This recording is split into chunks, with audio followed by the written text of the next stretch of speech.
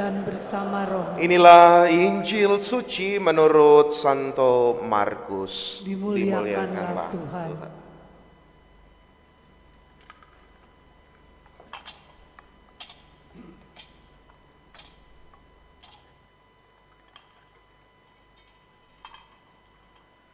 Pada suatu hari, Yesus yang telah bangkit dari antara orang mati menampakkan diri kepada ke-11 murid dan berkata kepada mereka, "Pergilah ke seluruh dunia, beritakanlah Injil kepada segala makhluk. Siapa yang percaya dan dibaptis akan diselamatkan, tetapi siapa yang tidak percaya akan dihukum. Tanda-tanda ini akan menyertai orang-orang yang percaya. Mereka akan mengusir setan-setan dalam namaku. Mereka akan berbicara dalam bahasa-bahasa yang baru bagi mereka. Mereka akan memegang ular dan sekalipun minum racun maut, mereka tidak akan mendapat celaka. Mereka akan meletakkan tangannya atas orang sakit dan orang itu akan sembuh." Sesudah berbicara demikian kepada mereka, terangkatlah Tuhan Yesus ke surga, lalu duduk di sebelah kanan Allah. Mereka pun pergi memberitakan Injil ke segala penjuru, dan Tuhan turut bekerja dan meneguhkan firman itu dengan tanda-tanda yang menyertainya. Demikianlah sabda Tuhan. Terpujilah Kristus.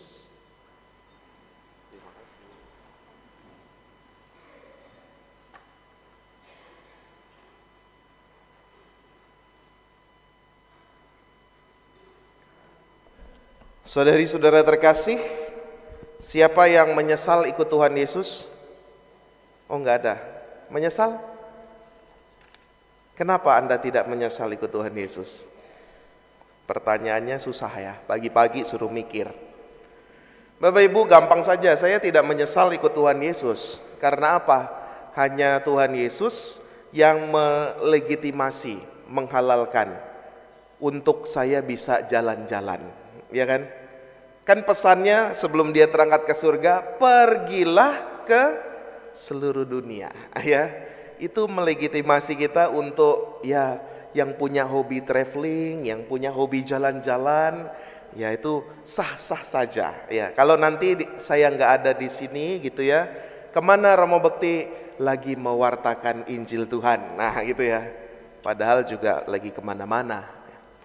Tapi itu yang menarik, ya, sehingga membuat saya sendiri tidak menyesal. Kita membayang-bayangkan, ya, pesannya Yesus jelas ya, warisan amanatnya ini jelas. Pergilah ke seluruh dunia, wartakanlah Injil kepada segala makhluk.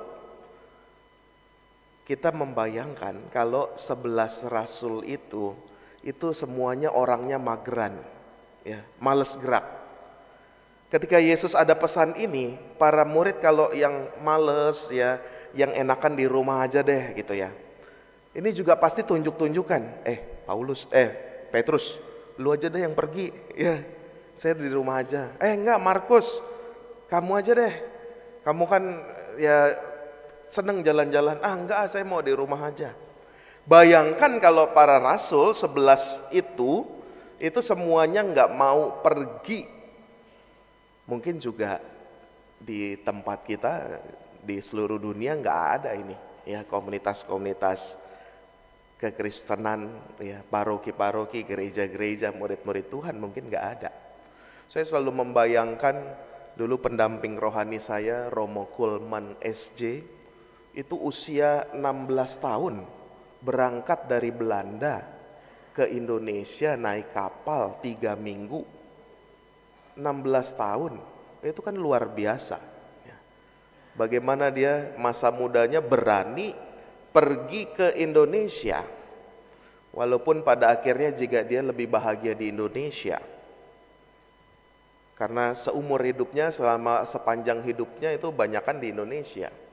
Tapi keberanian itu yang menarik buat saya. Mengikuti teladan ini, pergilah ke seluruh dunia, wartakanlah Injil.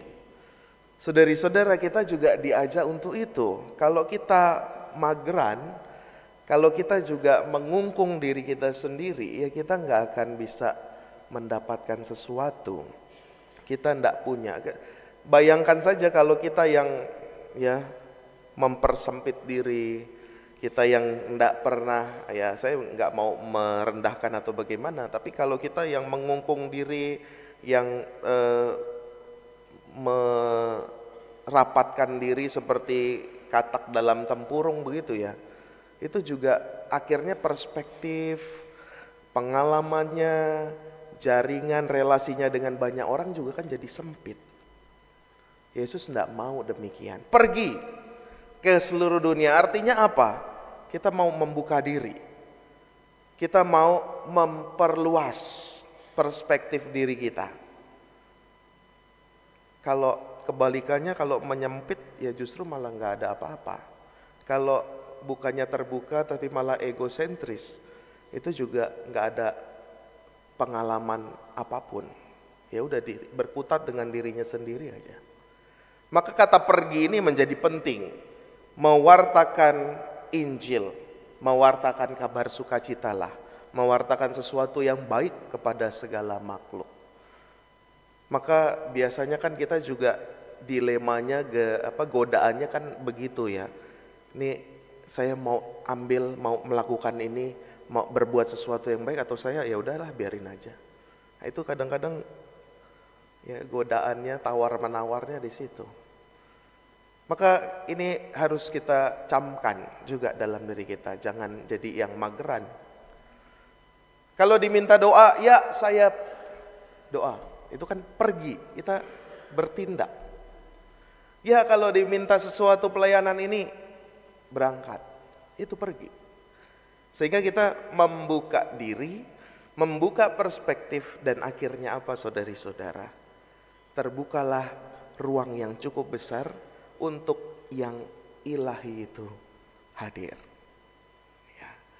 Jadi bukan hanya sekedar pengalaman dunia ini. Pengalaman misalkan kita jalan-jalan, kita pergi kemana, oh kita tahu sana, bertemu dengan orang ini, orang itu.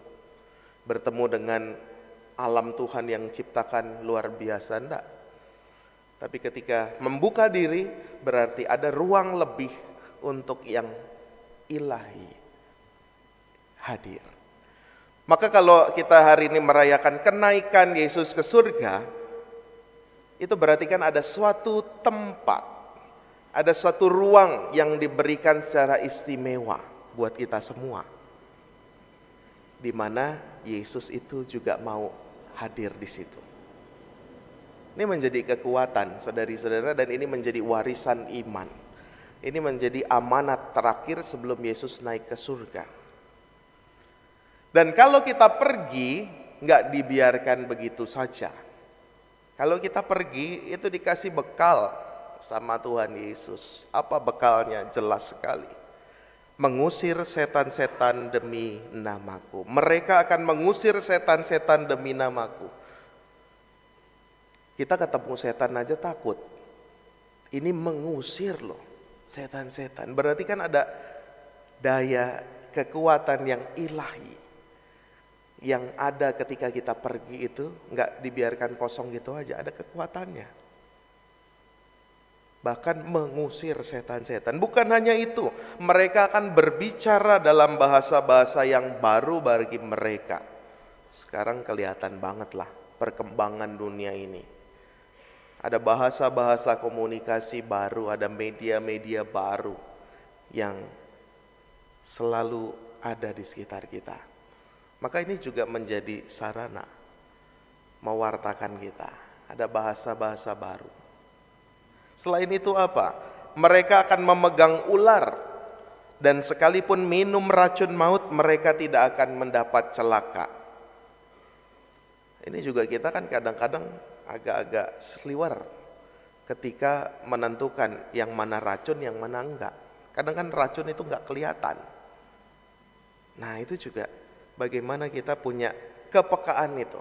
Atau paling tidak kalau kita pun ya terkena toksik itu, terkena racun itu, kita masih bisa kuat. Itu bekalnya. Dan yang terakhir, berkat Tuhan juga mengalir dalam hidup kita. Mereka akan meletakkan tangannya atas orang sakit dan orang itu akan sembuh. Ini membawa harapan, membawa kegembiraan, membawa sukacita, sehingga bisa memulihkan, ya bahasanya itu memulihkan dunia ini, memulihkan setiap pribadi yang berjumpa dengan kita. Maka saudari-saudara, pesannya jelas dalam kenaikan Yesus ke surga ini. Kita diutus untuk pergi mewartakan kabar sukacita kepada segala makhluk. Tapi tidak hanya pergi dibiarkan begitu saja, dikasih bekal, dikasih kekuatan, sehingga kita sama-sama punya daya, punya ruang yang terbuka untuk Yesus yang istimewa itu juga kita tempatkan di dalam hati kita. Semoga peristiwa kenaikan Yesus ke surga juga memperkuat kita untuk senantiasa mewartakan kasih-Nya seperti para rasul yang diteguhkan, yang disegarkan, yang dikobarkan semangatnya mewartakan kabar Injil Tuhan. Kita bersyukur atas sabda Tuhan hari ini, maka bersama-sama kita berdiri, kita